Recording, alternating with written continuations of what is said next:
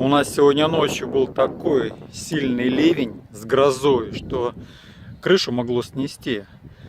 Вышли на огород, а здесь как Венеция, все плавает, вода уже в землю не уходит, земля вся полная водой. В общем, жуть, жуть. Поливать не надо, долго будет.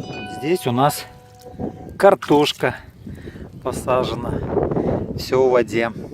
За ночь тазик набрался водой.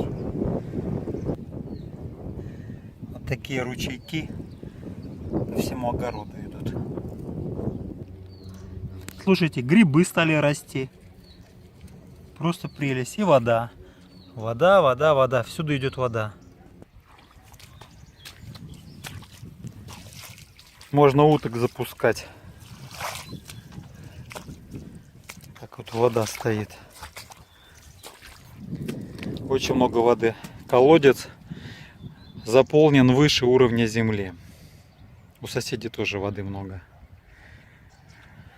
Как-то в этом году у нас тут можно было уже рис выращивать на участке.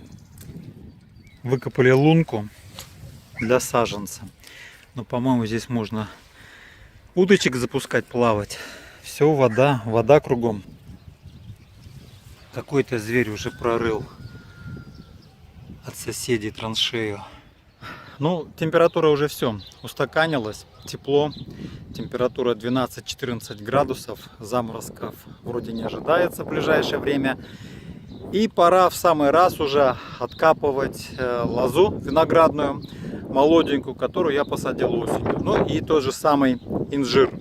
Ветер, конечно, воды много, ну делать надо, потому что уже весна, уже тепло. Осенью посаженная мною лоза молодая была вся прикрыта землей, потому что молодые саженцы не могли не пережить зиму. И там, где они были закопаны, я вот ставил такие столбики, чтобы знать, что вот в этом месте у меня закопана лоза. Вот. Ну и сейчас посмотрим, что там, как эта лоза себя повела ночью, ой, зимой.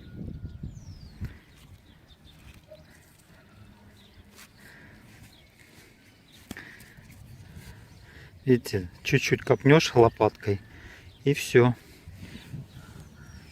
И она вся налипла. Главное, почки не зацепить.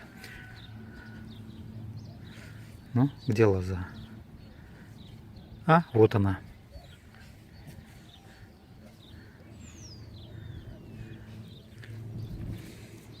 Земля очень мокрая. Просто все липнет.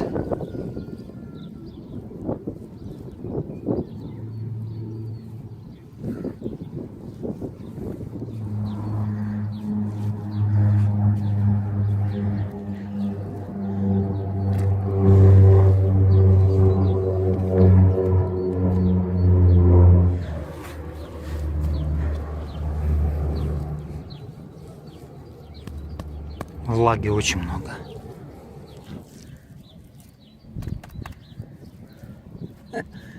Да, такой погоды давно не было. Дожди через день идут.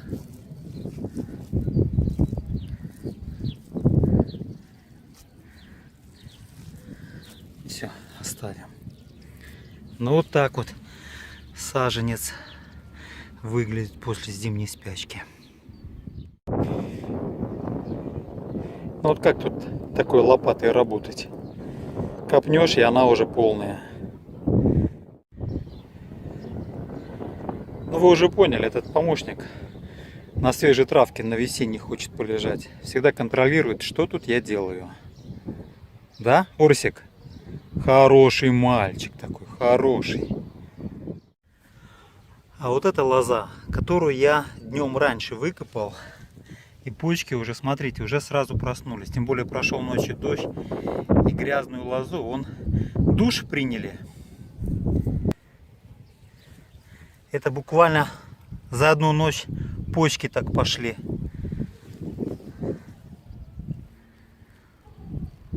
Тоже. Это у меня среднего срока созревания.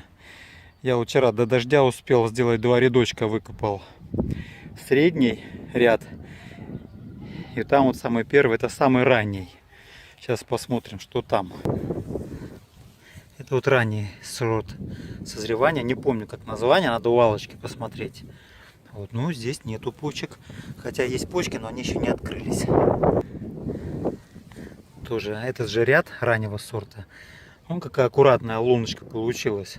Дождем все помыло, ветки чистые. Эх, черт, надо было вчера все успеть выкопать. Но не получилось мне вчера. Вот идешь по земле, да, видите, какие бахилы у меня получаются. Ну, здесь тоже вон почечки. Надо будет оставлять самые первые вот эти две.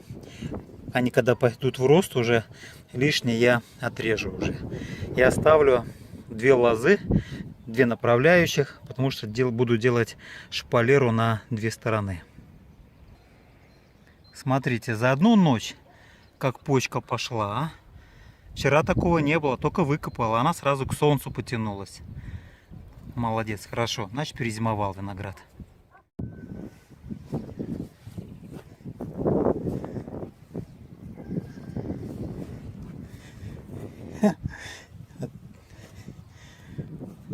Поход по огороду. Приходится работать в таких условиях, что буквально выкопал ямку, саженец, и сразу вода заполнила. И вот это там, где я наступал след, уже вода.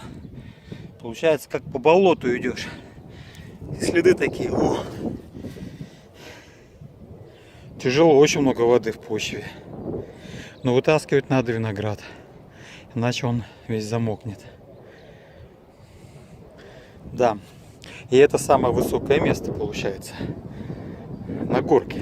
И здесь столько воды. Вот я откопал очередную лозу винограда. Это белый технический виноград Вионье. И вот видно, что вода в ямку просто поступает из-под почвы. Ну и почка тут уже тоже одна есть.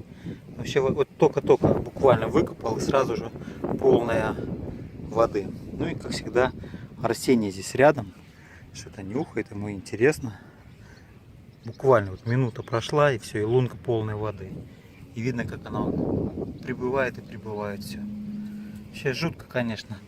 С одной стороны тепло и много влаги. И лоза начнет расти. Но воды очень много. Орса, воду не пить. Козленочком станешь. Хлюпает. А рядом у нас слива венгерка. И тоже он все в луже. Все хлюпает. И это самый высокий участок. Но наконец-то наступили солнечные деньки.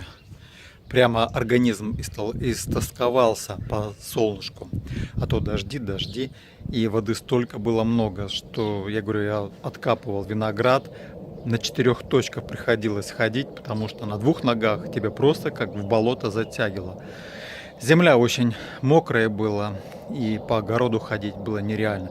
А сегодня уже 2-й день солнца, деревья у всех распустились, уже цветут, то есть лето настоящее, 17-18 градусов.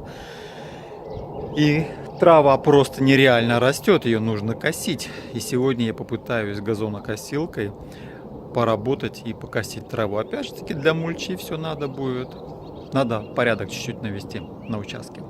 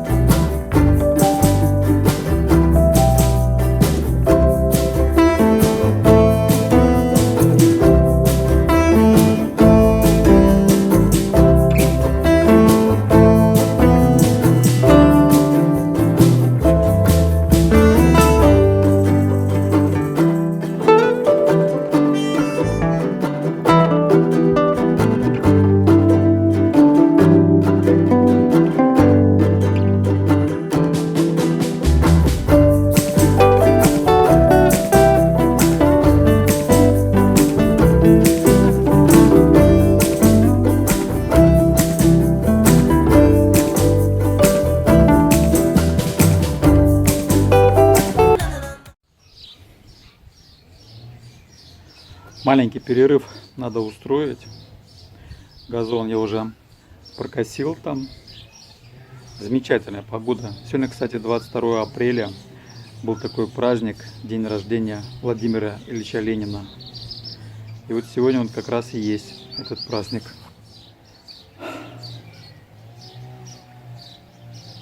Хорошо. Я почти на своей террасе будущей сижу. 3 метра от стены у нас будет терраса. Сегодня 22 апреля. Смотрите, какая замечательная погода. Наконец-то дожди прекратились, солнце. Хорошо. Слышите, как птицы поют? Правда, там сосед с газонокосилкой работает. Но красота какая. Вот что может быть лучше, чем вот в своем доме, в своем саду жить? Не в городе где-то, а именно вот возле своего дома. А в селе вообще совершенно другая жизнь, нежели в городе. Превосходно. И у нас новый день. Всем большой привет из села Молдаванского. С вами я, Сергей Гуд, канал Викинг Лайф и пацан по кличке Арсений.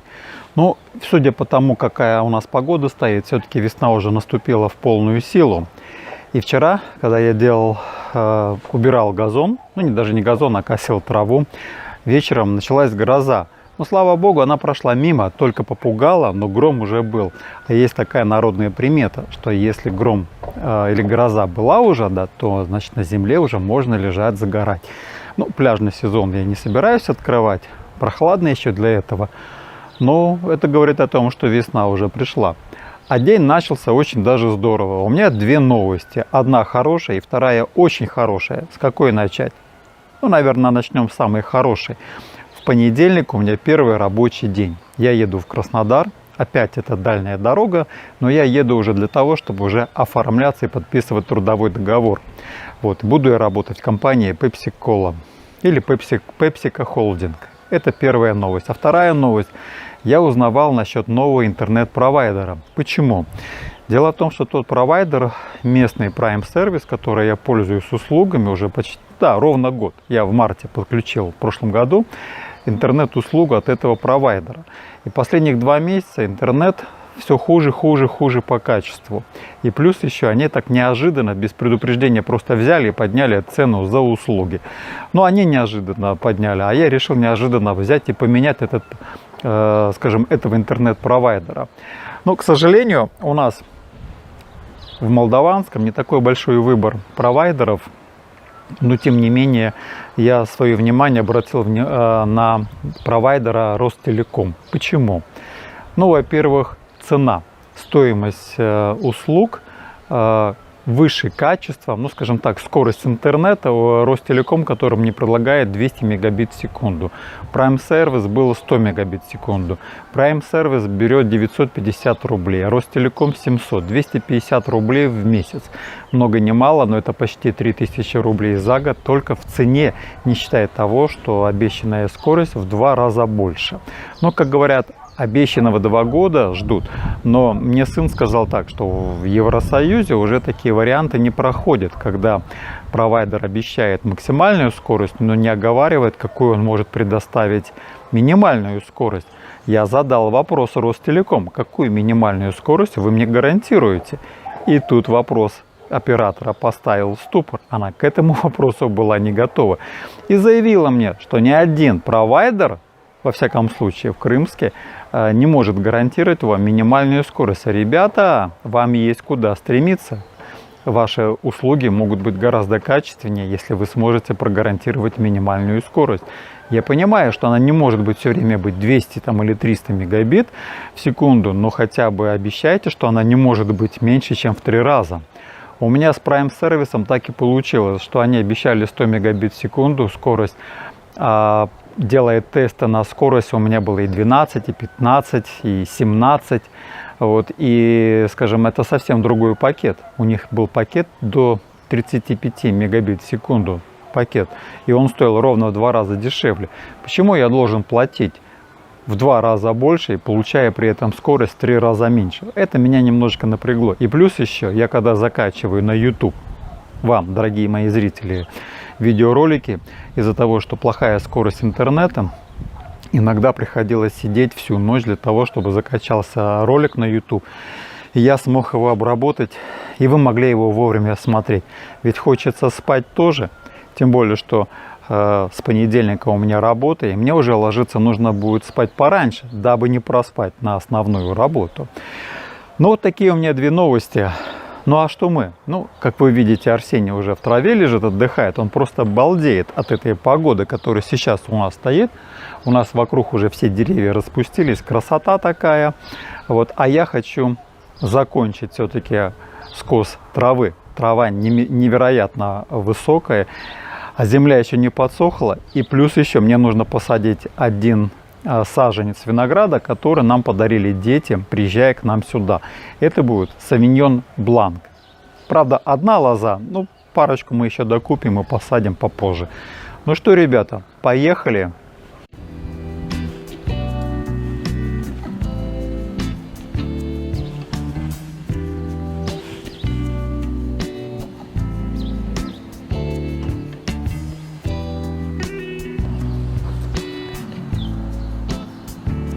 Это груша величия зацвела у меня.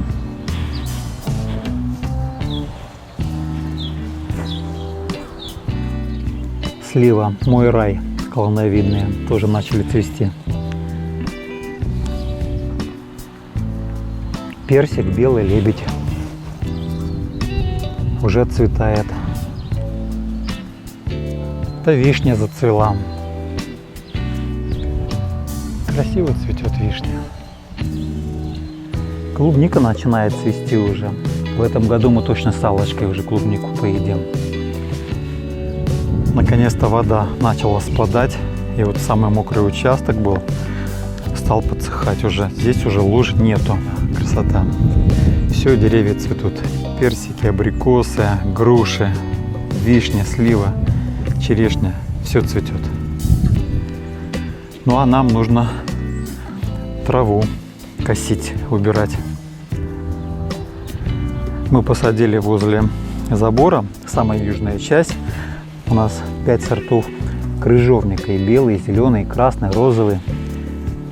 Хорошо перезимовали, проснулись уже все. Кто-то лучше, кто-то хуже. Вот, но крыжовник будет у нас. А это красная смородина. Вчера я поставил колышки для того, чтобы Арсений тут бегал и не сломал ее. Вот, оказывается, красную и черную смородину надо раздельно сажать. Мы даже об этом не знали. И у нас так получилось, что здесь у нас на южной стороне участка красная, а на северной стороне у нас будет посажена черная. Инжир откопал, но пока почки еще не проснулись. Очень мокро здесь было. Да, это один и вот второй инжир. К сожалению, пока он спит, еще не видно, чтобы он проснулся. Но посмотрим, что будет дальше. Это у нас молодое дерево венгерка слива. Тоже проснулось. Цвести начинает. Но так как мы обработали бордоской смесью, у нас чуть-чуть позже цветут деревья. А здесь у нас тоже черешня, молодое дерево, в прошлом году посаженное, тоже уже отцвела уже, очень крупная ягода. Ну вот я откопал весь виноградник свой. Это у меня белый технический сорт, красный и там 3 ряда со столовым виноградом. Ну а здесь у нас инспектор лежит, отдыхает. Кто это здесь лежит? Кто это? Орсик. Наблюдаешь? Наблюдает. Груша дюшес тоже уже отцвела. Хорошо взялась так. Очень хорошая груша, вкусная. А это черная смородина у нас. 6 сортов разных. Опять же таки защита от Арсения. Пока кусты маленькие, чтобы он их не снес.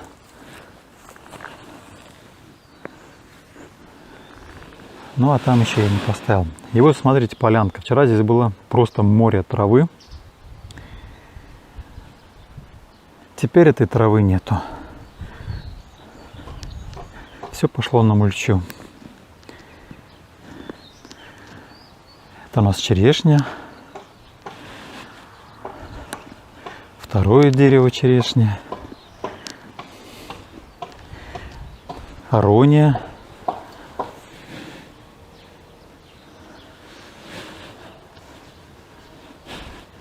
Ну а здесь миндаль. Все, миндаль проснулся. Ты волновался, думаю, что это он не просыпается. Все, миндаль проснулась. Это опылитель миндаля. Я уже говорил, что он лучше всех. И еще одна арония. Ну вот здесь все, я траву убрал. И теперь нам нужно вот в тот дальний угол идти. Возле забора скосил. А это у нас мешок. Мы его боимся. Он черный, он большой, он летает. Что это такое, Орсик? Что это у тебя? Вот. И здесь вот тоже скосил. А Аллочка всю скошенную траву как мульчу. Вот так вот под деревья, между грядками. Но вот участок уже принимает приличную форму, приличный вид такой. Вот. Ну а наша задача сегодня вот этот угол докосить. Вот видите, осталось вдоль забора трава. Тут чуть-чуть между деревьями. А здесь вообще было любимое место, где валялся Арсений. Видали, трава какая? Вот. Ну и, конечно, вот молодую клубнику мы по осени посадили, землю не проработали. Очень много травы было, но пришлось поскосить ее. Кто тут? Опять Арсений. Ну вот этот участок мы немножечко сегодня и облагородим. Ну все, поговорили, показал я вам все новости. Ну а сейчас в работу.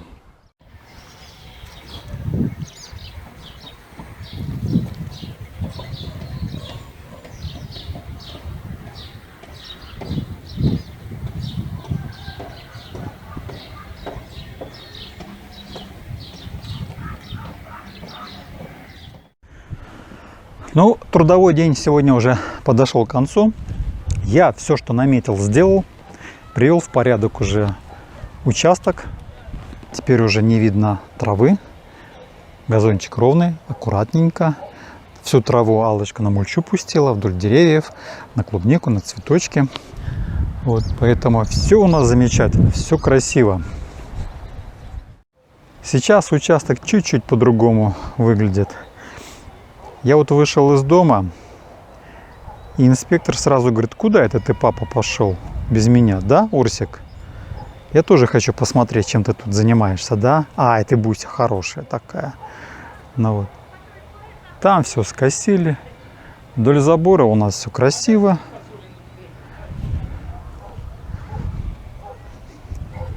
Я не скажу, что все очень замечательно, потому что там, где была перепахана земля, по осени зайти еще невозможно. Очень мокрая земля.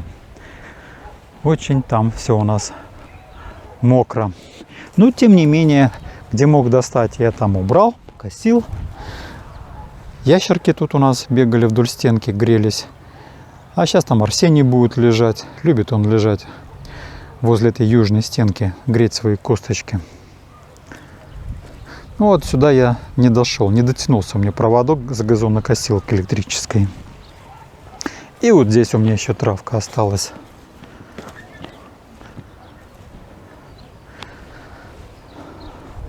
Смородинка, крыжовничек. Все красота. Здорово, конечно, здорово. А это виноград. Пока еще почки не открылись. Где-то да, где-то есть, где-то нету. А так вот.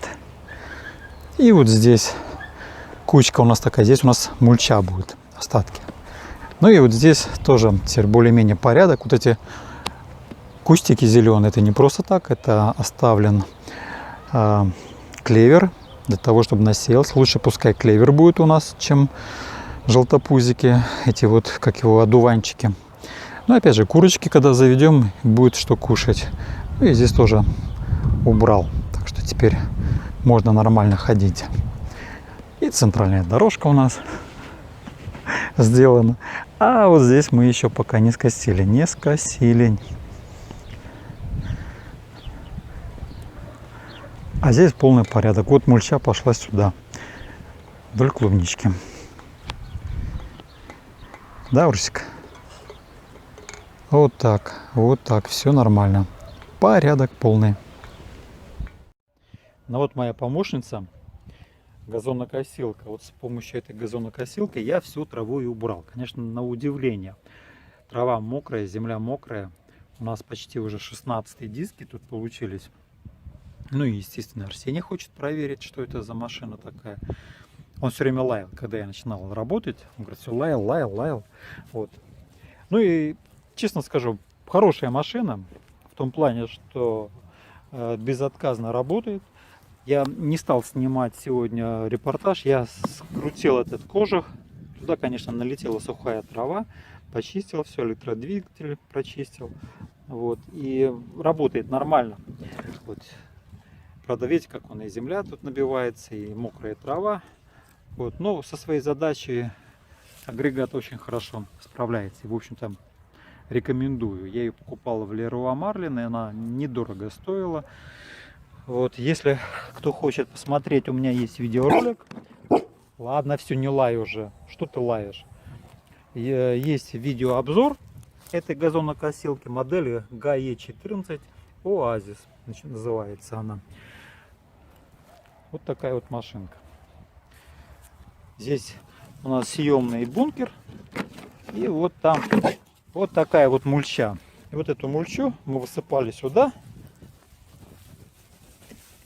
Не очень удобно одной рукой держать и снимать.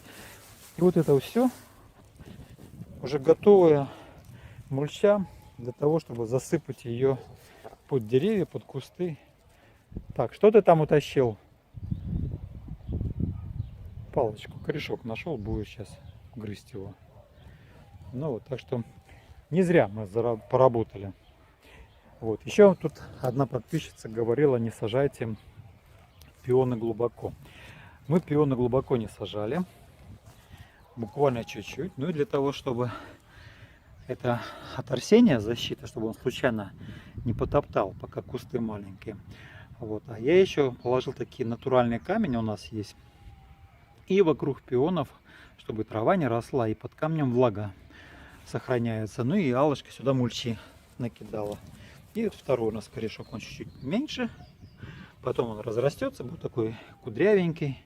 Это вот розовые пионы. 2 куста мы посадили. Мы когда к Лене ходили, смотрели ее участок, когда выбирали пионы, да, там все камнем было выложена дорожка. Но мы тоже решили, да, начать вот чуть-чуть приукрасить нашу клумбу. А это наша альпийская горка. Здесь вот очиток посадили и тоже камушками все так облагородили или украсили.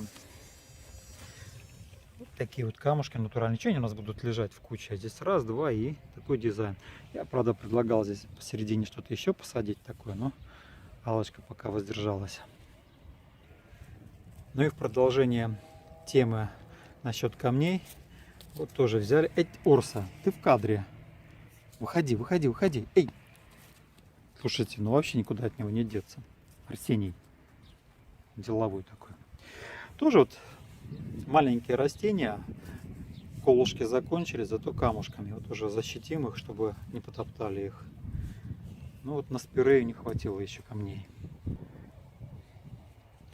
А здесь было много травы. А теперь все ровненько, аккуратненько. И деревья видны.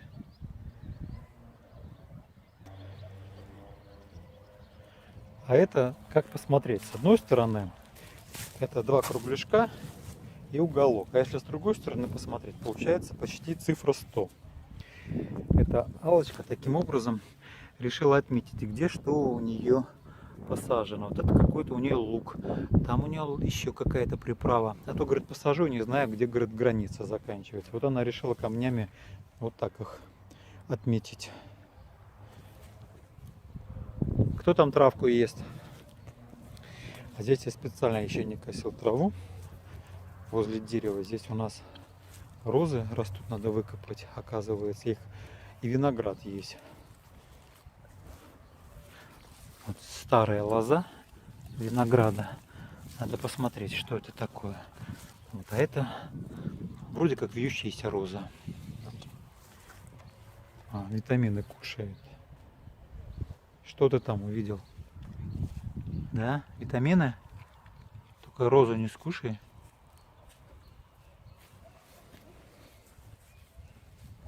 Да.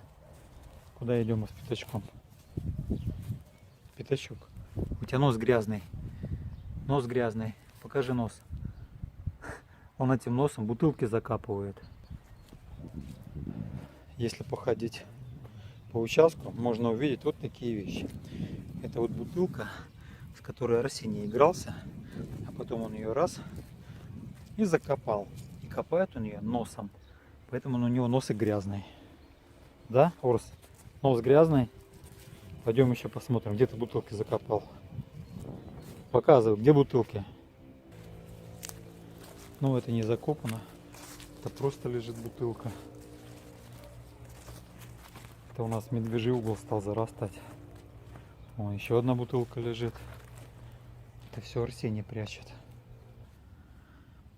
У нас каждый год на этом месте вырастает очень странное растение. Похоже на пальму, потом выдает стрелку, и потом белый цветок такой. Чем-то на гиацинт похоже, но это не гиацинт. А еще у нас здесь крапивы много. И из нее можно что-то делать. Щи из крапивы, что ли. А здесь мы все-таки решили сделать маленький курятник. Не стационарный такой, а сделаю типа шалаша. Небольшой, где-то на 5-6 кур. Попробуем для начала с маленького. Это набор конструктора для ландшафтного дизайна. Лежали камушки, и в конце концов они нашли свое применение.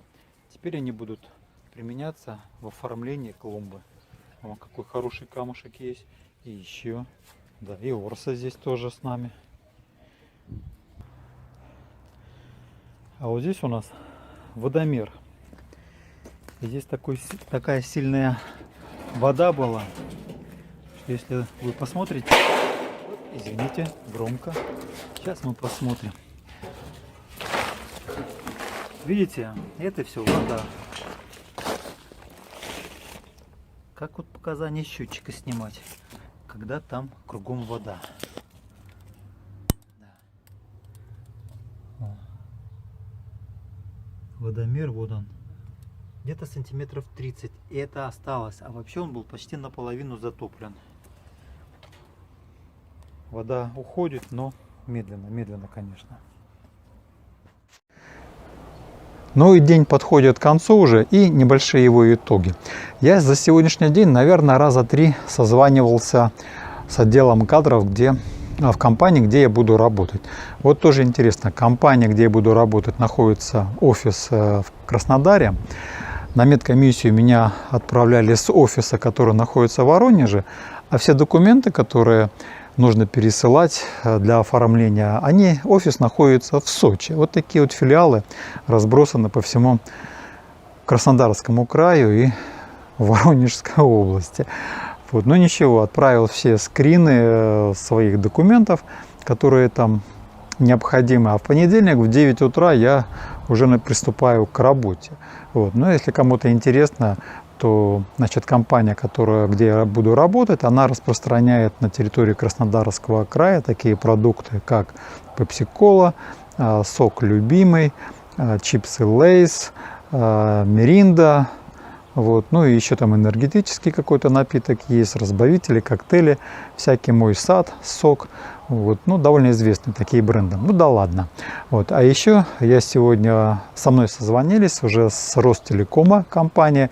И завтра к нам приедут проводить оптиковолокно для интернета. Существующее оптиковолокно, которое у меня проведено от Prime сервиса, ну, если местные знают, есть такой, как это называется, оператор интернет провайдера интернета, да, меня не устроила его скорость. Но действительно, интернет очень тормозной, и такого качества меня не устраивает. И плюс цена 950 рублей в месяц. Это интернет до 100 мегабит в секунду и ничего другого, кроме интернета. Ни кабельного телевидения, нету ничего другого. Вот. А Ростелеком, значит, с которым я созвонился, завтра будут устанавливать. Скорость будет до 200 мегабит в секунду, и цена сейчас 700 рублей. Опять же таки, там в дальнейшем можно и кабельное телевидение, и видеонаблюдение, и много-много других еще вариантов, что можно будет подключить. Но это будет завтра уже. А сегодня, ребята, я с вами прощаюсь, и как всегда говорю, если вам нравится видео, ставьте лайки, стучите в бубен, подписывайтесь, да, и с вами был я, Сергей Гуд и Викинг Лайф. Ну и Арсений, да. Арсений тоже сегодня был с вами. Все, ребята, пока. Привет вам из Молдаванки.